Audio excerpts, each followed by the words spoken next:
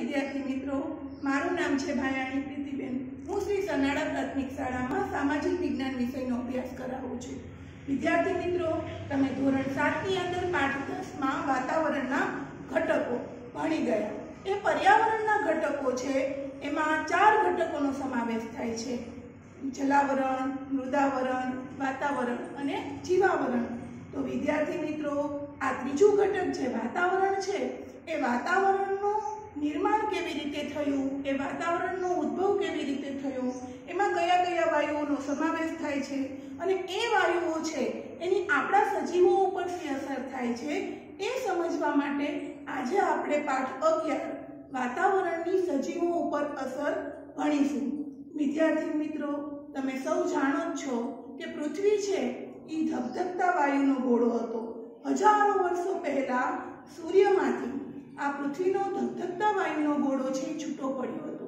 એ ધબધબતા વાયુનો ગોળો જેમ જેમ ઠંડો પડતો ગયો, એનું જેમ જેમ વિભાજન સ્વરૂપ બદલતું ગયું, એ સ્વરૂપ બદલતું ગયું એમ એમ એક ઘન સ્વરૂપે, પ્રવાહી સ્વરૂપે અને વાયુ સ્વરૂપે થતું ગયું।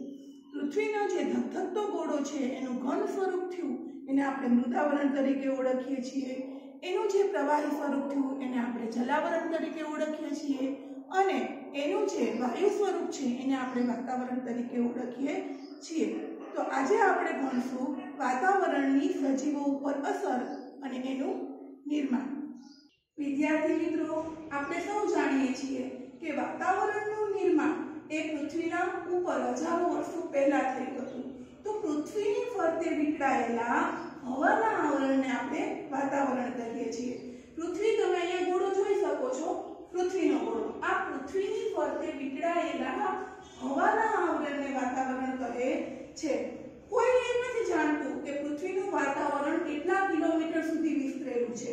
પૃથ્વીની ઉપર વાતાવરણ કેટલા કિલોમીટર સુધી વિસ્તરેલું છે એ હજી સુધી અનુમાન નથી, પણ અંદાજે કહી શકાય કે સેંકડો કિલોમીટર સુધી, પૃથ્વીની આસપાસ સેંકડો કિલોમીટર સુધી વાતાવરણ વિસ્તરેલું છે।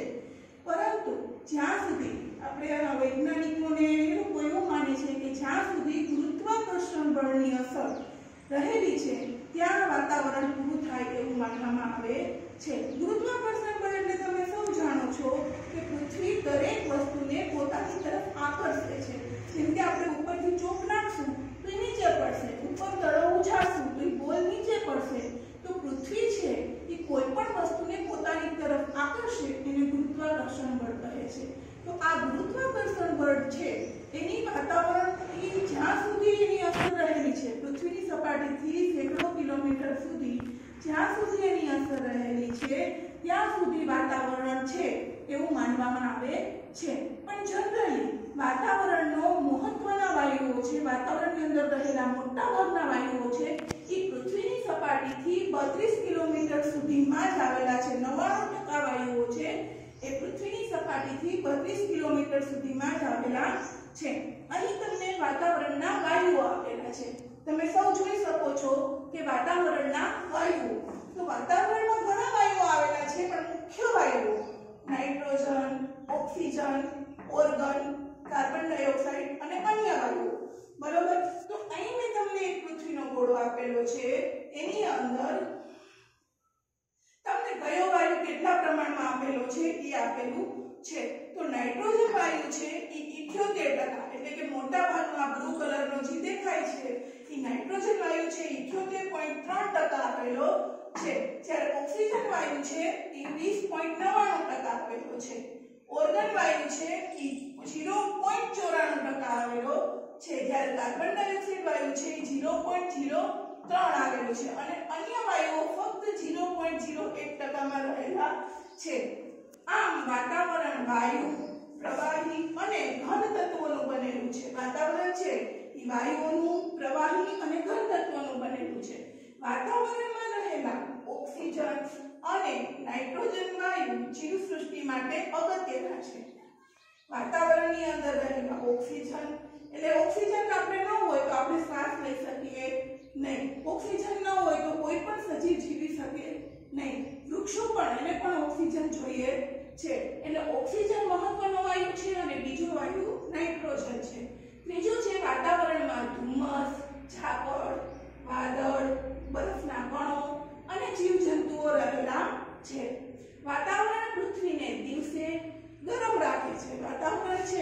બળ છે એ પૃથ્વીને દિવસે ગરમ રાખે છે અને રાત્રે પૃથ્વીને ઠંડીથી બચાવે છે. રાત્રે પૃથ્વી ઠંડી ના થઈ જાય એનાથી બચાવે છે, એનાથી એનું રક્ષણ કરે છે. આપણે જોયું બાળ મિત્રો કે વાતાવરણમાં વાયુઓ nitrogen, oxygen, organ, carbon dioxide અને અન્ય વાયુઓ આવેલા છે. પણ આ બધા વાયુઓ છે એ વાતાવરણમાં કેટલી સપાટીએ જોવા મળે છે? પૃથ્વીની સપાટીથી કેટલા કિલોમીટર સુધી આ વાયુઓ જોવા મળે છે એનો આપણે કંઈ આલેખ બનાવેલો છે. તો આપણે જોઈએ કે નાઇટ્રોજન વાયુ આ પૃથ્વીની સપાટી છે. આ લીટી કઈ છે? શું છે? પૃથ્વીની સપાટી છે. પૃથ્વીની સપાટીથી 130 કિલોમીટર સુધી, કેટલા કિલોમીટર સુધી? 130 કિલોમીટર સુધી નાઇટ્રોજન વાયુ જોવા મળે છે. જ્યારે ઓક્સિજન વાયુ છે એ પૃથ્વીની સપાટીથી 110 કિલોમીટર સુધી જોવા મળે છે અને કાર્બન ડાયોક્સાઇડ વાયુ છે એ પૃથ્વીની સપાટીથી 20 કિલોમીટર સુધી જોવા મળે છે. આમ દરેક વાયુ છે એ પૃથ્વીની સપાટીથી અમુક અંતર સુધી જોવા મળે છે. 20 કિલોમીટર પછી તમે ઉપર જાઓ તો ત્યાં તમને કાર્બન ડાયોક્સાઇડ વાયુની હાજરી ઓછી જોવા મળે છે.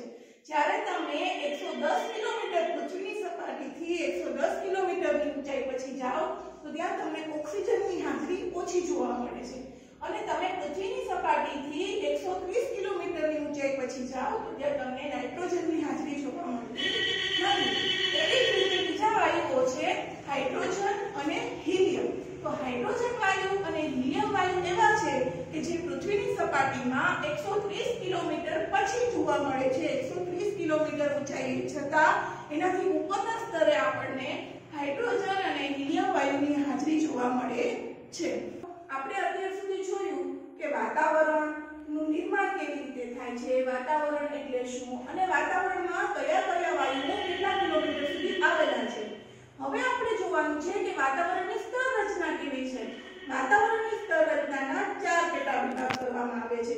એ 4 પેટા વિભાગની અંદર વાતાવરણની સ્તર રચનામાં પહેલો પેટા વિભાગ છે શોભા આવરણ.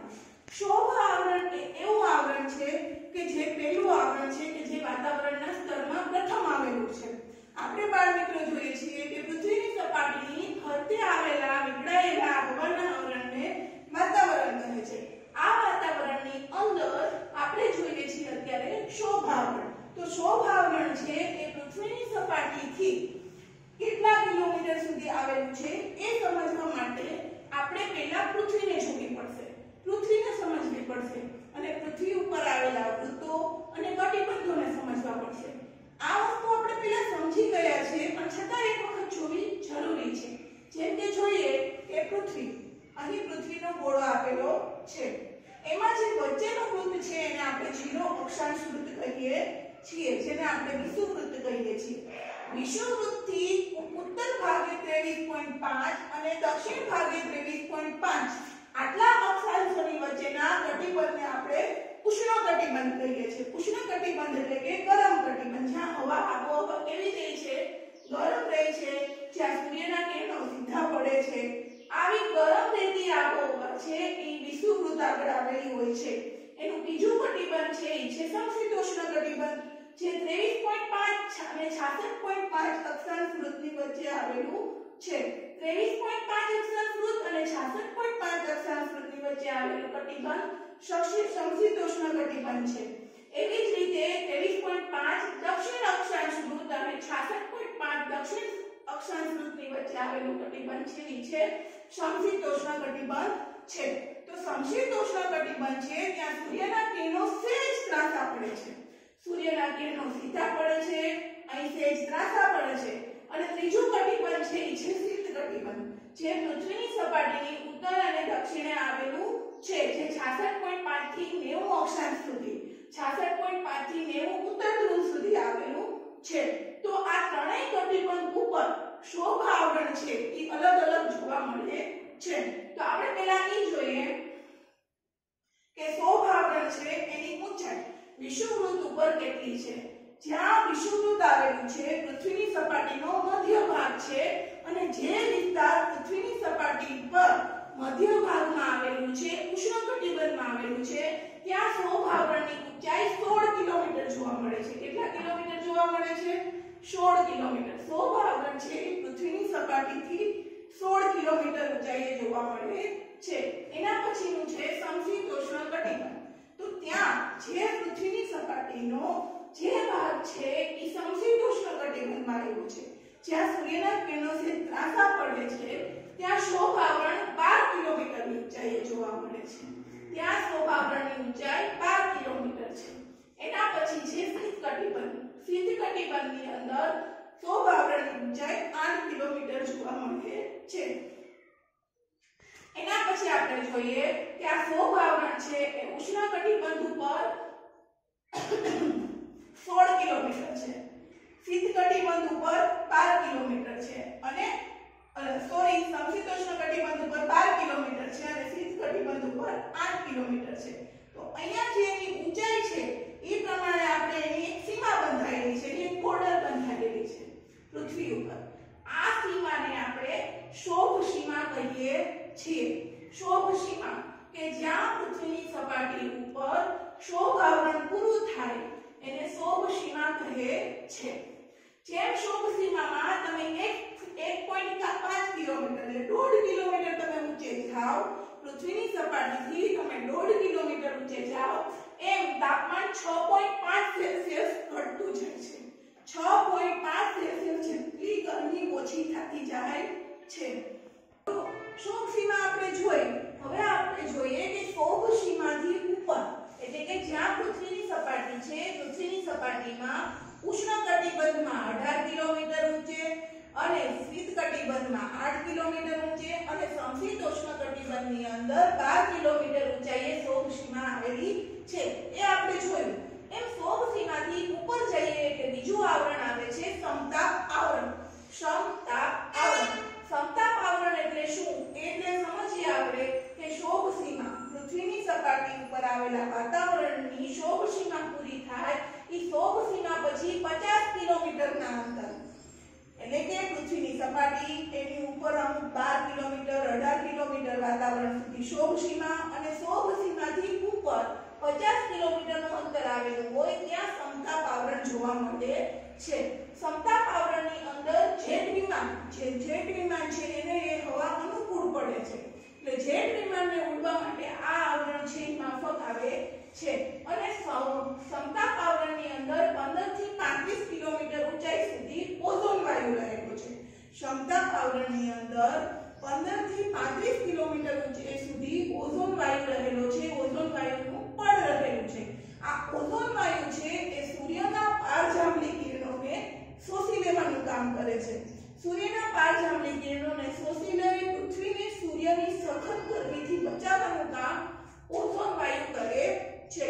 તો મિત્રો આ સમતાપ આવરણ છે એ સમતાપ આવરણમાં 15 થી 35 કિલોમીટર સુધી ઓઝોન વાયુ મળે છે જે સૂર્યના પારજાંબલી કિરણોને શોષી લે છે. અને બીજું છે જેટ વિમાન. સમતાપ આવરણની અંદર જેટ વિમાન આસાનીથી ઉડી શકે છે. ત્યાંની હવા પ્યોર હોય છે, શુદ્ધ હોય છે, જે હવા આ વિમાનને ઉડવા માટે અનુકૂળ હોય છે. તો મિત્રો આ બે બાબત આપણે સમતાપ આવરણમાં યાદ રાખવાની છે. એના પછી ત્રીજું આવરણ છે મધ્યાવરણ. તો શોભ સીમા પછી 50 કિલોમીટર ઊંચાઈ સુધી સમતાપ આવરણ, 50 કિલોમીટર થી પછી 80 કિલોમીટર ઊંચાઈ સુધી કયું આવરણ આવેલું છે? તો કે મધ્યાવરણ આવેલું છે. પૃથ્વીની સપાટીમાંથી જેમ જેમ આપણે ઊંચે જઈએ અહીંયા આવીએ તો તાપમાન ઘટે, બરોબર? એવી જ રીતે મધ્યાવરણમાં ઊંચાઈ ઉપર જતા અહીં જતા તાપમાન ઘટે છે એટલે ગરમીમાં ઘટાડો થાય છે. એના પછી છે ચોથું આવરણ છે એ છે ઉષ્માવરણ. ઉષ્માવરણ એટલે કે પૃથ્વીની સપાટીની ઉપર માઉન્ટ એવરેસ્ટ સુધી તો શોભ સીમા ગણી લેવાની આપણે. એની ઉપર આપણે સમતાપ આવરણ, એની ઉપર મધ્યાવરણ અને એની ઉપર ચોથું આવરણ છે એ છે ઉષ્માવરણ. ઉષ્માવરણની ઊંચાઈ ઉપર જાય, આટલી ઊંચાઈએ જઈએ આપણે, ઉષ્માવરણની આટલી ઊંચાઈએ જઈએ તો ત્યાં તાપમાન વધે છે. અહીં તાપમાન ઘટતું હતું પણ અહીંયાથી ઉપર જતા તાપમાન વધે છે. એ ઉષ્માવરણના બે ભાગ પાડવામાં આવે છે, આયનાવરણ અને બાહ્યાવરણ. આયનાવરણ અને બાહ્યાવરણ. આયનાવરણ છે ત્યાં છે રેડિયો તરંગો એક્ટિવ થાય છે રેડિયો તરંગો માટે આ આવરણ અનુકૂળ પડે છે. એટલે આપણે ટીવીના પ્રસારણો છે, પછી ઇન્ટરનેટની સેવા છે, એનો જે ઉપયોગ છે એ આ આવરણને આભારી છે. આ આવરણની અંદર સેટેલાઇટ ઉપગ્રહો છોડવામાં આવે છે અને એ ઉપગ્રહો દ્વારા આપણે લાઈવ પ્રસારણ ટીવીમાં નિહાળી શકીએ છીએ, YouTube ચેનલનો ઉપયોગ કરી શકીએ છીએ, આપણે ઇન્ટરનેટનો ઉપયોગ કરી શકીએ છીએ અને એના માટે થઈ અને આપણે આયનાવરણ ઉપયોગી છે. અને આયનાવરણથી ઉપરનું આવરણ છે એને ગ્રાહ્યાવરણ કહે છે. આ રીતે વાતાવરણની સ્તર રચના 4 ભાગમાં વહેંચાયેલી છે. બાળ મિત્રો, ઊંચાઈ ઉપર જતા તાપમાન વધે, આયનાવરણમાંથી રેડિયો તરંગોનું પરાવર્તન થાય છે. આયનાવરણ એક જ એવું આવરણ છે કે જેમાં રેડિયો તરંગો છે એ પરાવર્તિત થાય છે અને પરાવર્તિત રેડિયો તરંગોને લીધે જ આપણે લાઈવ પ્રસારણ નિહાળી શકીએ છીએ. બાળ મિત્રો, આજે આપણે વાતાવરણનું નિર્માણ, વાતાવરણ એટલે શું, વાતાવરણમાં રહેલા વાયુઓનું પ્રમાણ અને વાતાવરણની સ્તર રચના અને સ્તર રચનાના 4 પ્રકાર શોભાવરણ, ક્ષમતાપાવરણ, મધ્યાવરણ અને ઉષ્માવરણ વિશે સમજ્યા. તો બાળ મિત્રો, તમે આ પાઠ છે એનું અધ્યયન ઘરે કરજો.